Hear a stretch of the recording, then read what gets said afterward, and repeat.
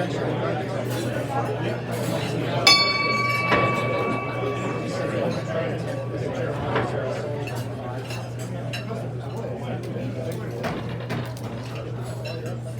Moraine, it's so good to have you at Rotary.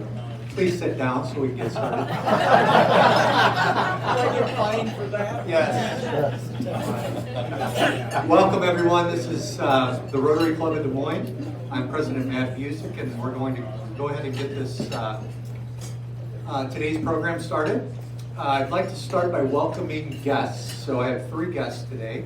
If each of you could please stand as I introduce you. The first is Lisa Bianco, guest of David Ullman and former art director at Meredith Corporation. Chris Nuss is a guest of Christina Smith and a lawyer at Brown Winnick. Happy to have you here, sir. And last, Heidi Burhans. Goodness gracious. We just went over that. Yes. Heidi, if you want to stand and say hi to everybody.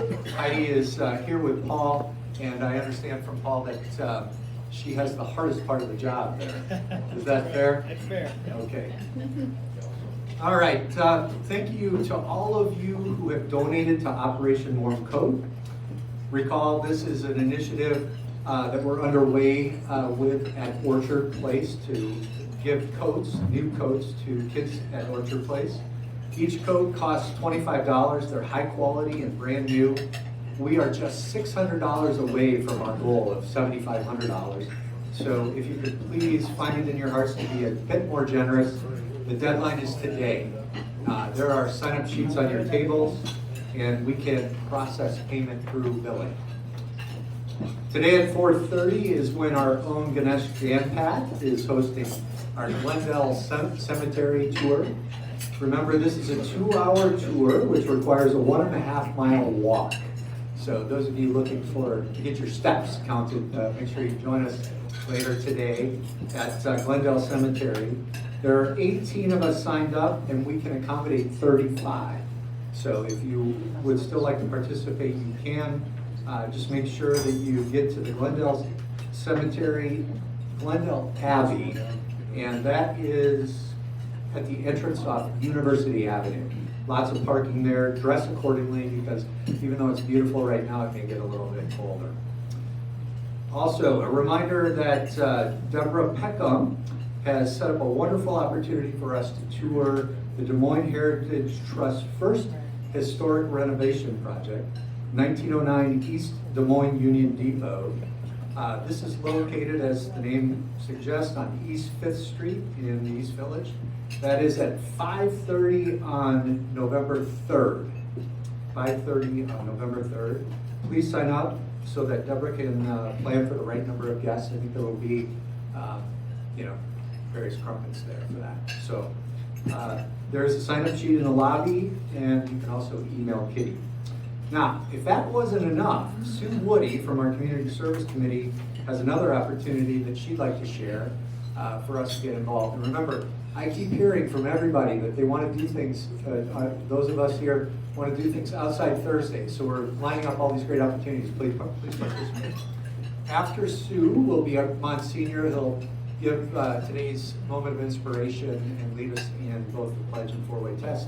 And then after Monsignor comes David Owen to introduce our guest speaker. Thanks, Sue. And thank you, President Matt.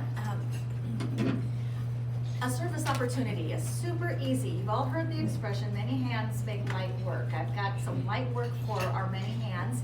Easy opportunity because we're going to do it right here, right after the November 3rd meeting. If you could just stay for a little while. We've got these amazing little activity kits. These are early literacy activity kits called Simple Steps to Success. This is an initiative of the libraries, 5 simple things families and caregivers can do every day that help their children succeed and be ready for school. Read, write, talk, sing, and play. And we would like to give one of these activity kits to every preschooler in Des Moines. That's 1,300 kids. So we've got a little bag stuffing session that I would love for you to join me for. We'll either be doing it somewhere in this room after the meeting or possibly even downstairs in the lobby. November 3rd, we just need some hands. It's got fun little activities that kids can do. It's got some stickers. It's got a brochure about the simple steps and some ideas for parents. It's got some activity kits and just lots of fun things. Easy, but we need over 1,000 of these and we'd love to have your help. So hopefully you'll be hearing from me again and we'll get this service here kicked off. Thank you. And at this point, I would like to invite Monsignor Banana up.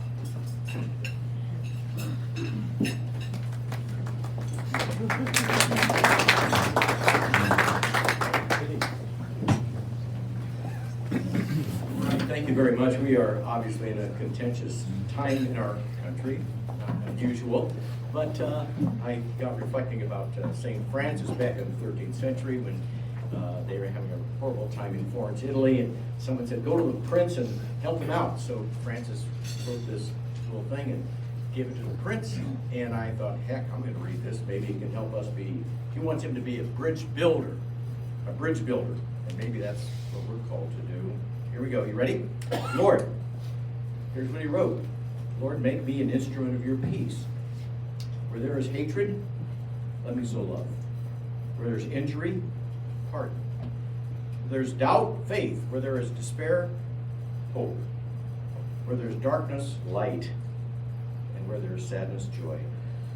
O divine Master, grant that I may not so much seek to be consoled as to console others, to be understood as to understand, to be loved as to love. For it is in giving that we receive, it is in pardoning that we are pardoned, it is in dying that we are born to eternal life. Amen. That's beautiful.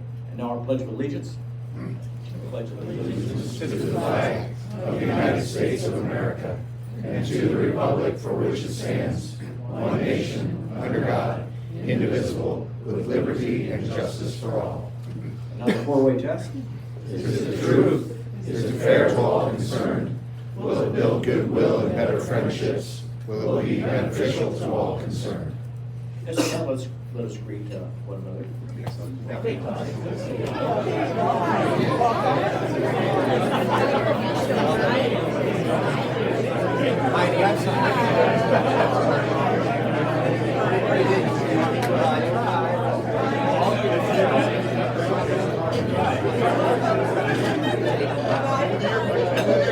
Senior, I love your TV spots. I just can't get enough of them. They're first rate. Well, thank you. Yeah, and we're coming out with a book, really, on all of us. Well, you got it. I got to get it. I'll bring this. Okay. All right, thank you so much.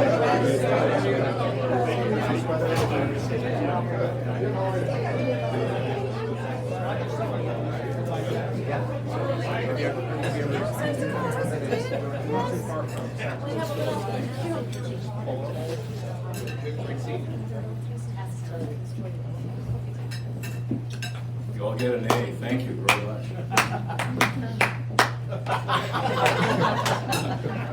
Where's Skeet? You started all that. Well, good afternoon, President Matt, ladies and gentlemen.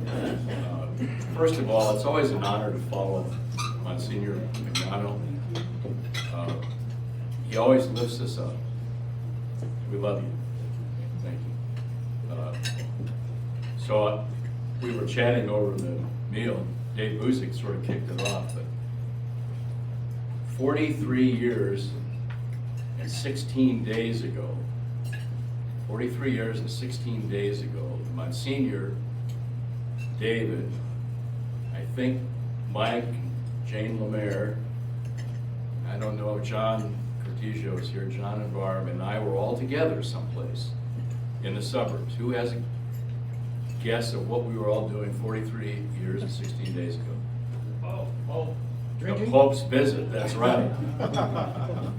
This gentleman helped plan it. And I would just respectfully suggest to Kitty and the crew that sometime you invite Monsignor to just share some great, colorful memories of the papal visit. This day reminds us of that day. This fall, Iowa Public Television has run two special documentaries that they spent 2 years planning, one on former Governor Harold Hughes, one on former Governor Bob Ray. The Ray one ran just last Monday night. Both were excellent. And in probably a few years, it wouldn't surprise me, I think I know this, that there will be another documentary on Governor Branstad, possibly in short order, another documentary on Tom Vilsack. Who knows? At some point in the future, whether she serves 6.5 years or 10.5 years, there may be a documentary on Kim Reynolds, who was and is the first and only woman to be governor of our state, and who led our state through a very tough couple of years with the pandemic, and it's not yet over. The governor wanted to be here today, and couldn't be here today, nor could the lieutenant governor. They send their regrets. They are working on a matter of some state policy today at the Capitol, and we respect that. So we're fortunate today to have representing the governor, but also at our request with Heidi, to talk a little bit about election integrity. We have our Secretary of State. Paul spoke to this club several years ago. Many of you know him, or certainly know who he is, but you may not know Paul as a person. I'm fortunate to have known him for some time, probably 30 years. He was a dynamic young state senator. He was Secretary of State. He was mayor of Cedar Rapids, and he returned to the office of Secretary of State and is now running for his 3rd term in the 2nd iteration. Sounds like Terry Branstad. But Paul is a good public official. Just take 30 seconds. I got to know him well almost 25 years ago. We were in the same campaign for a Republican nomination for governor in '98. And he started as an underdog, I started as an underdog, and guess what? When it was over, we were still underdogs. But you really get to know someone when you are in an intra-party family battle of sorts. And some people handle that well, some people not. I hope I handled it well. I know Paul handled it well, but we actually became friends during that primary. And I'll just take one quick anecdote. There was one time when we were in Des Moines like this over the noon hour, and both had to be in Mason City a couple of hours later. There was no way to get there other than take an airplane. We took people, charter planes, people luggage planes, go back and forth. And they cost money, so about a week before I said, Paul, you going to Mason City? Yes, I am too. How about we share a plane and save some money? So we did that, and we just hit it off. And when we got off the plane in Mason City, people were looking at us like, you guys are running against each other, we're holding each other. But it's a real treat to introduce our Secretary of State. He has done, we're talking about it, the last 2 years, I would say courageous work, telling the truth and reminding or informing Iowans of how carefully and how well we do the job of counting the votes in this state. I suggested we're probably near the top of the class, and a lot of the credit goes to our Secretary of State, our Speaker, our friend Paul Davey. Paul.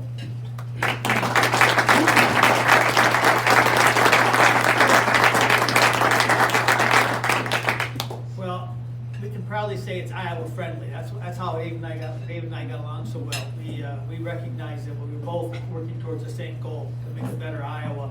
And right, there's an element when you're going to that many places together and speaking, you do got to get to know them very well. You get to know their families, you get to know all the things going on, and you build off of that. But it's a pleasure to be here and spend some time with you. And I'm glad Heidi was able to join me. Heidi is my elections director.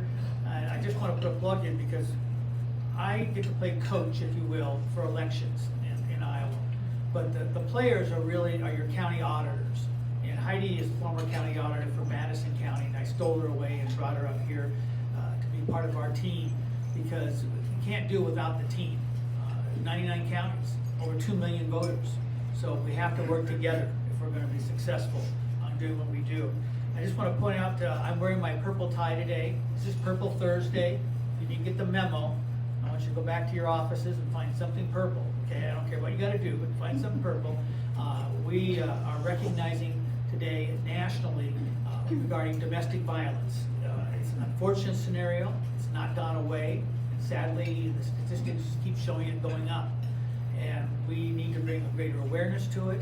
And my office works with a lot of the victims of domestic violence through our Safe at Home program, which is an address confidentiality program to allow them to come out of the shadows and have somewhat of a normal life. And one of those things is being able to vote. So that's how we got tied into that. But again, Purple Thursday is our way of trying to raise awareness on that topic as well. So hope you can help us in that any way you can. I've passed out some handouts for you. I know we're gonna talk elections, but I wear a couple hats here. And actually, the biggest part of my job is commerce and business. Majority of my staff oversee that area. And we have over 260,000 businesses that are registered through our office. And I just wanted you to be aware that we try to help them in many ways. And one of them is the brochure we have on cyber protection for small businesses. And we worked with the SBDC, the right acronyms, to put that brochure together because they don't have all the expensive consultants that others might have. But they too can get held up for ransomware. They too can be hacked. They too can be manipulated. So we work very hard to try to bring that information to them as we're out there. So I just wanted to make sure you had some of that information as we go forward. I'm very proud of the fact that we fast-tracked all the filings now in our office. You can do about anything you want through my office in less than 5-10 minutes. And do it 24 hours, 7 days a week. That's my goal, because we think businesses are operating 24/7 as well, so government needs to be there for them. And the good news is that we've seen record new business filings the last 3 years, even through the middle of the pandemic. And that speaks well, I think, to what the governor has been doing in regards to keeping the state open and in the confidence many of you have in our economy and in our state that you want to invest and do growth here. So I want to put a strong plug in for that because you don't always see that on the front page. It's too easy to dwell on all the negative. But I just want you to know that small businesses do see potential here and they are stepping up and they are forming and they are being successful in what they're doing. That to me is good news. The other brochure I gave to you is some information on our cyber protection. And I just want to underscore, that's the battlefront that's changed the most. When I served as Secretary of State in 94 to 98, we didn't talk about cyber. It wasn't a big issue at the time. Coming back into this position, the first thing I noticed when I walked in the door is my office had missed the entire Bill Gates era. I mean, it was pretty dismal when I looked at the technology we had. And so we had to do a little begging and trying to convince to get the funding to upgrade everything. Well, we've been successful in doing that. That's why I told you we can do the fast track filings. But on the cyber side, we have really done a great job of partnering with people. That's my theme. If you ever hear me talk and you work with me, you're going to find out I'm big on partnering because there's a lot of talent out there. And we've partnered successfully, whether it be with our National Guard. We're very privileged here in Iowa. We have one of the best National Guard programs. We are one of the few states that has a cyber division. And they're well known and many states will come here to see how we do it. And that cyber division has been very helpful to make sure we have all the protections we should be having. We work with both the Iowa Homeland Security and the National Homeland Security. It's like an alphabet soup if you look at all the federal agencies we work with and interact with to make sure we're getting the job done. And I don't want to send you out of here being scared about this, but we literally have thousands and thousands of people every day trying to get in. It's kind of like a burglar, if you will, walking around the perimeter of your property, looking for a way to get in all the time. And government is a prime target. And even before we got into this whole election scheme, they were doing it for profit. You know, they wanted to steal. They do it all right now. They steal medical records. That's a big hot item. Grab it and sell it. And they like to get the business records and get it and sell it. So we have to keep on our game all the time. So we have a full-time effort there. We have people who are dedicated to that internally and externally. We have about every protection we can put in place, but it's something you can't rest on. You have to keep doing it. So that's been a big push. But now shifting into where we're at today, elections have changed. It changed dramatically. We're kind of talking about that. You know, when I first started, cut my teeth in politics, we never could have seen where the technology of today's internet, whole big world out there has taken it. So it makes it a lot more different for how the candidates handle it, is also how we have to respond to things. You have to have a rapid response to what's going on. And it was tough enough when we were dealing with foreign bad agents all the time. There was always somebody from Russia or China or North Korea or somebody who was setting up a shop to try to get in. It was cheaper than buying a tank. You know, you put 6 people in a room with the computers and let them go at it. And that's something we have to fight all the time. But on the election side, what's changed is there are people who have doubts now, and it's very challenging. And when people lose confidence in our election system, when they doubt who the results are, who the winner is, our republic falls. And if our republic falls, I'll be dramatic about it. The Chinese and the Russians and those, they won. They didn't fire a single bullet, not a single one. So my job and my partners in this, whether it be the county auditors or my colleagues in other states, we work very hard to try to give you the facts, to battle and push back the myths and the disinformation and the misinformation. And it comes out as fast like that. Every day we're pushing something back. As fast as I can put out an answer, there's somebody that's got a new twist to it, and then I think we have to get out there and get in front of it and try to remind people that that's not accurate. And I respect passion. Many of us in the room have passion. You know, there are candidates we get excited about. We really, really do. And we can't quite understand sometimes when they don't win. It's like, well, I'm there. Everybody else had to be there, so I blame the system. Well, that's not fair. It's not accurate. And my job and my colleagues' job is to provide as much transparency to the process. Because when you can't see it and understand it, you just start assuming things. And that's why we have to work extra hard. And I don't want to oversimplify it, but I just kind of go through a few basics with people. I remind them of this. The first thing up is we have voter ID. So only real people get to vote. I mean, you have to be there with your ID. Can't just make it up. And that's a big step. Paper ballots. Anybody in the financial game, particularly banking, you know you have to proof out. If you start the day out with so much money in your teller tray, you better have money or receipts to match it. That's how we do elections. They have to proof out. If you spoil a ballot, we have to show we have the spoiled ballot. If they're voted, they get voted. We have to inventory those things. We do pre-testing. All those tabulators you see, when you fill out your ballot, you're putting it in there, we're pre-testing those. We've been doing it right now. I'm going to be doing some next week in Scott County and Woodbury County. Polk's already done theirs, and it's open to the public. A lot of people don't come. So this year, I made the effort of trying to bring the media in so we could cover it, so we can take it to your living room for you. You know, let you see. I always let people know that is not a shredder. When you put it in there, it is going into a box. All right, it is there. Because I've heard that one, folks. Trust me, you get some really good stories sometimes. One of my favorites was I had an older lady who called me from another county outside of here and was really upset. She said, the county auditor threw my ballot in the trash. I went and voted at the courthouse, and they threw it in the trash. And fortunately, I'd been to that courthouse, so I kind of could visualize the floor plan.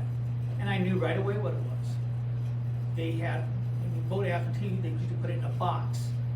And the box was below the counter. So all they could see is the motion of, you're like, right now, to this. You don't know where it's going. So she assumed it was in the trash. So, you know, quick call to the auditor, make sure I was accurate. Advise the auditor, why don't you put the box up on a shelf or up on the counter so they can see that movement. Calling the lady back and calming her down. Now, the concern I is how many people has she already told this story to? So this is part of the challenge, you know, when you're out there. So one of my goals is building the choir. You're my choir. I need to get you the facts so that when you're having a meeting like this or your coffee shop or wherever you're at, and someone's talking about something, you go, wait a minute, I just heard, and you can inform them of the facts. But back to what I'm saying on our process, you have voter ID, pre-testing of the tabulators, and we have the secret weapon, the unsung heroes. Some of you may be those folks. That's our poll workers. They're Republican and Democrat. They're trained. We have a program, a template we offer all the auditors so they're getting the same information basically.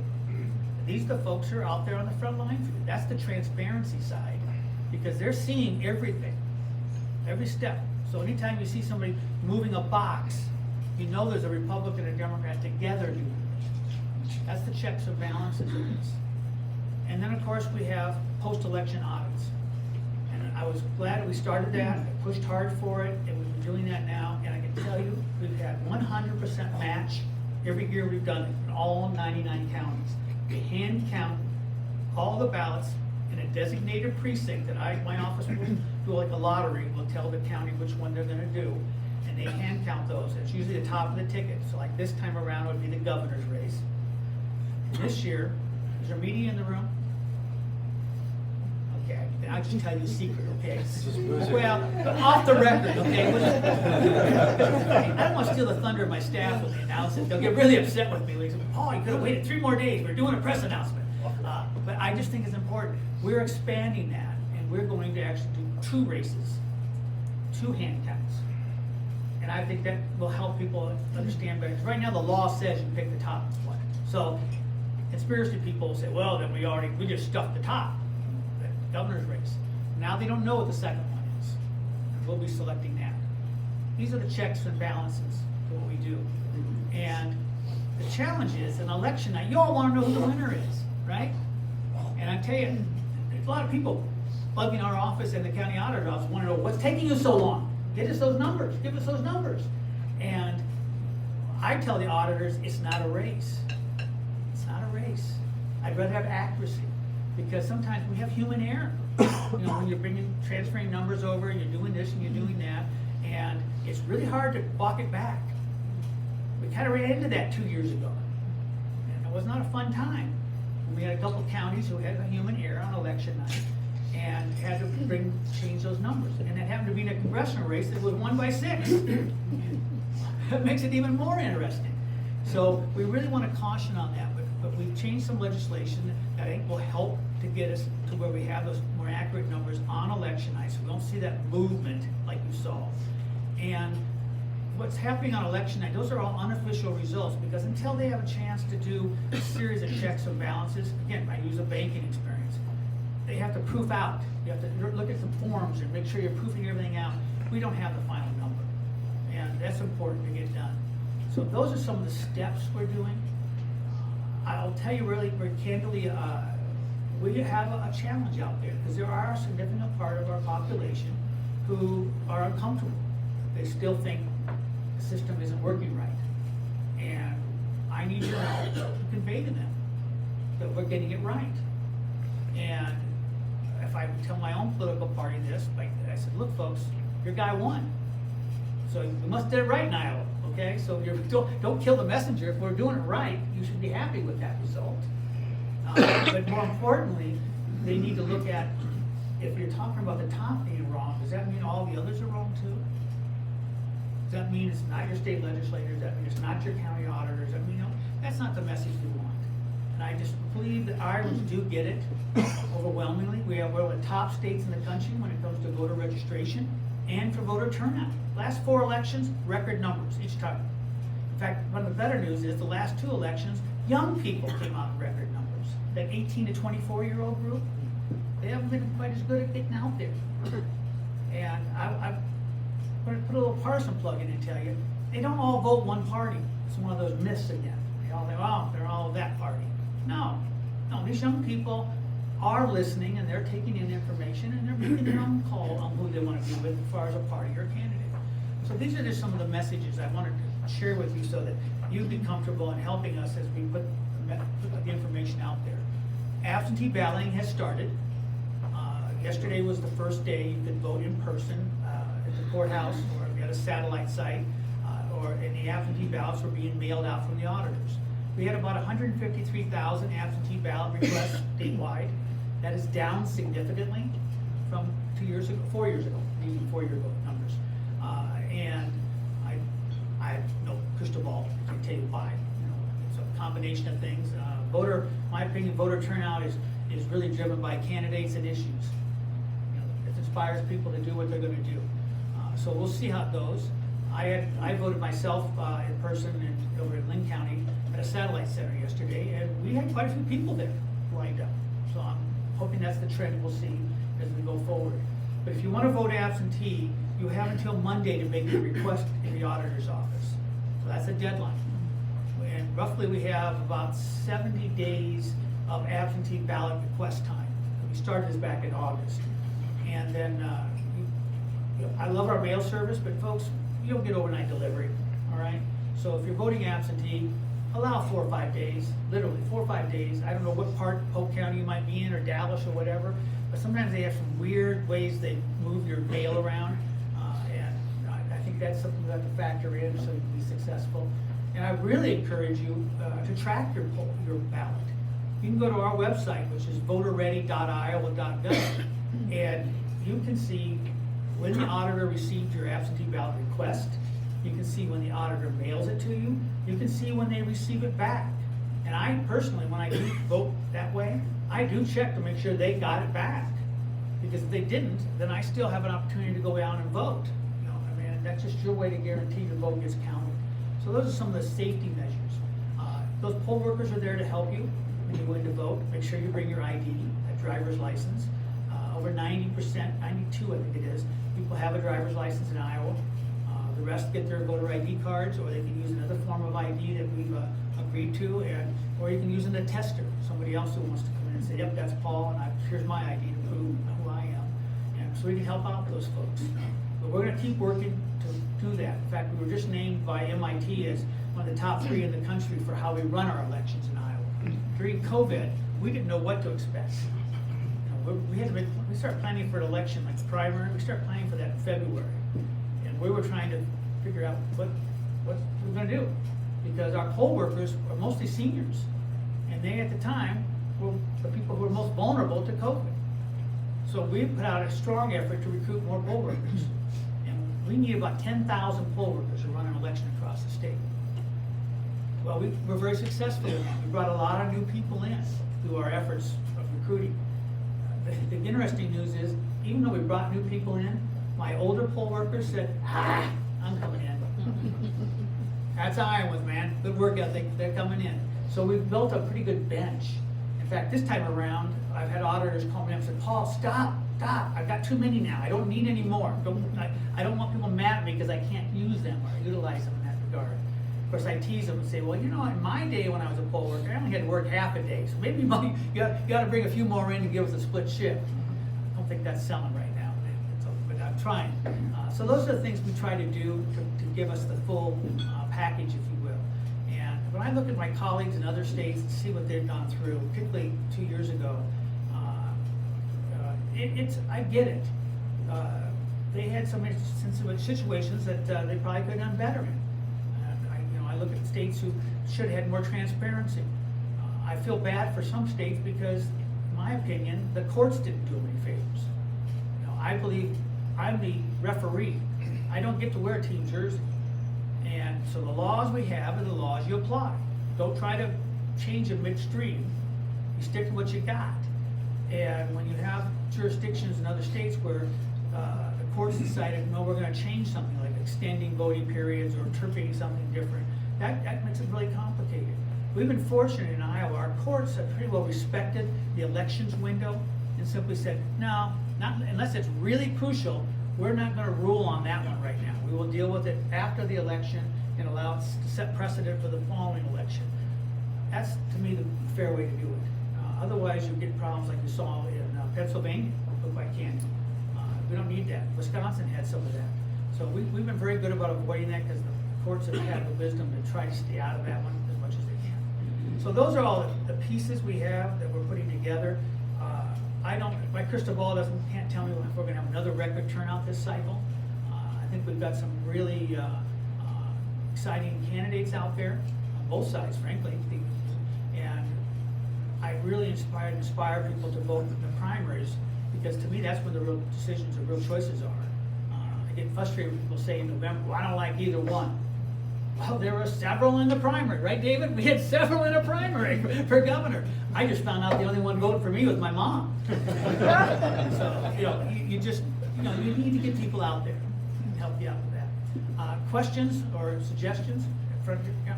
I'm really curious about this. I've been a poll watcher before, many times in Dallas County, and in 2020, I noticed for the first time we had Dallas County deputy sheriffs right there to take those ballots and escort them to the courthouse in Adel. Right.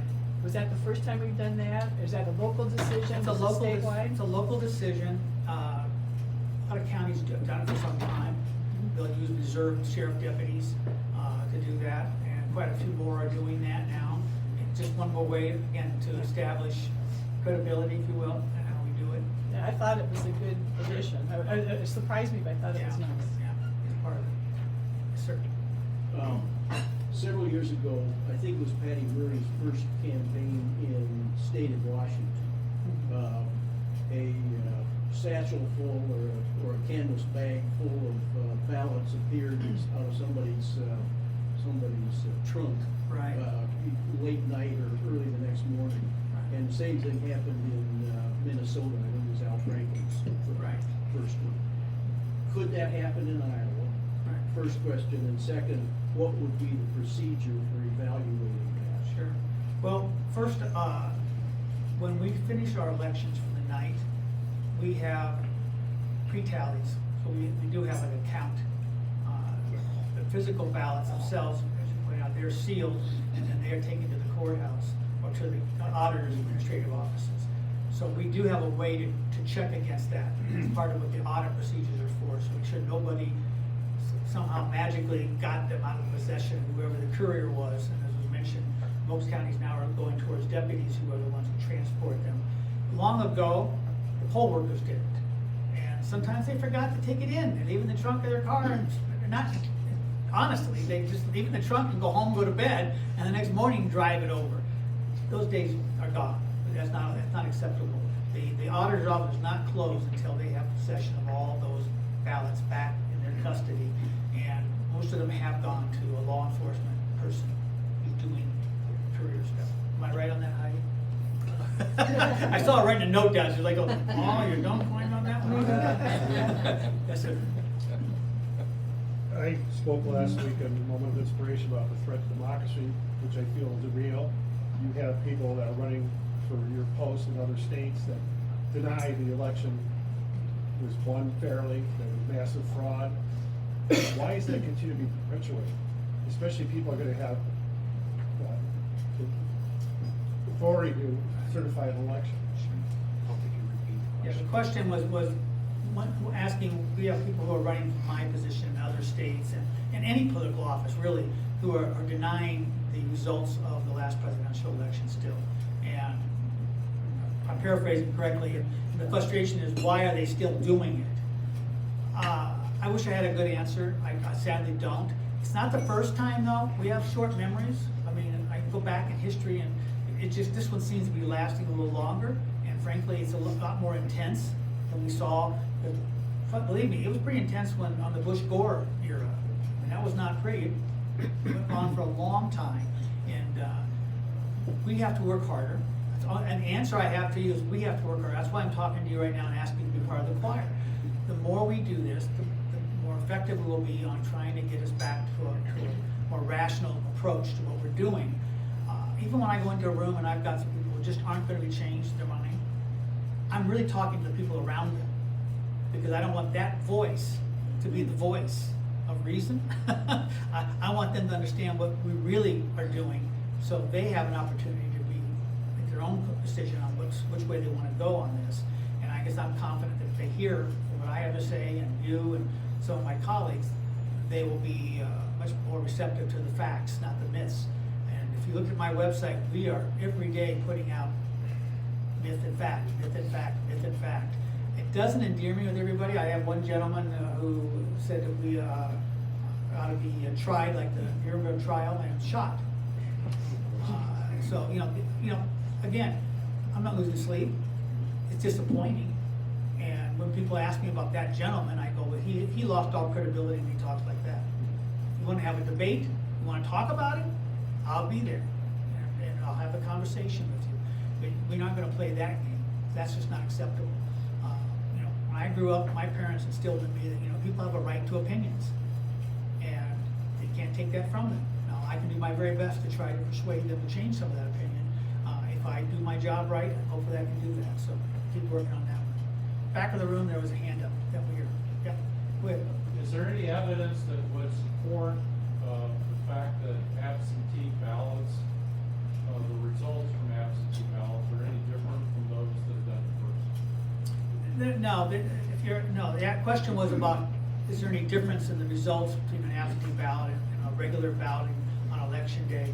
No, I would suspect that there's anything at all, and I have no hard science on this, but is that the absentee ballots are what I call in the bank votes.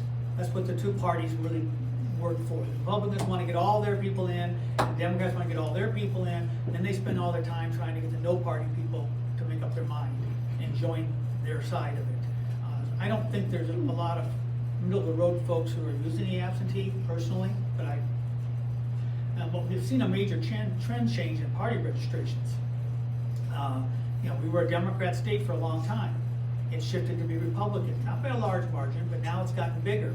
But the biggest change is, in my adult life, it's the first time I can remember that Republicans actually outnumber the no party. That was always the big party. Both campaigns said, well, we have ours, but we got to kind of get that middle ground. And I would attribute that, quite frankly, to the Trump campaign. They brought a lot of new people in who were over here on the no party side. They did choose a party. Now we'll all watch and see if they stay in that party in this election cycle, but that's kind of my observation. Yes, sir. How do you see the voting changing in the next, say, 20 years with technology and the ability to use your phone to do something? Right.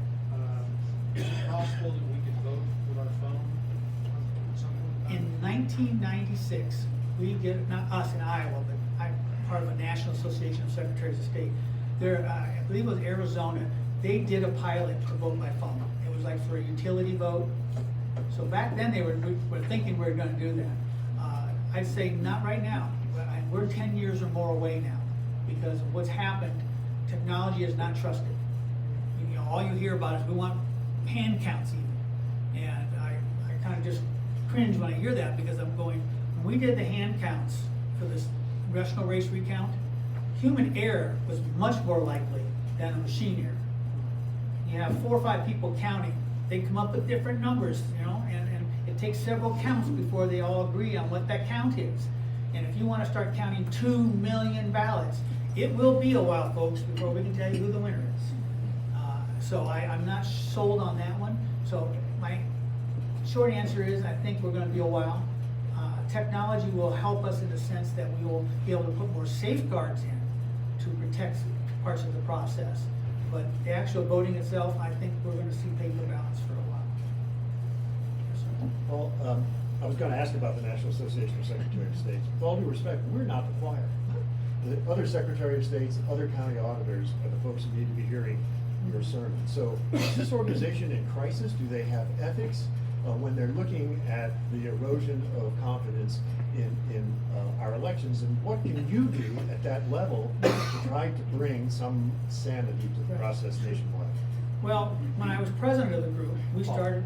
That's one you need to repeat. Okay, I don't know if you heard. He was asking what can my colleagues, the other secretaries of state and the county auditors, what can they do to help bring some sanity back to this election process? Step up, give some leadership. Is that fair?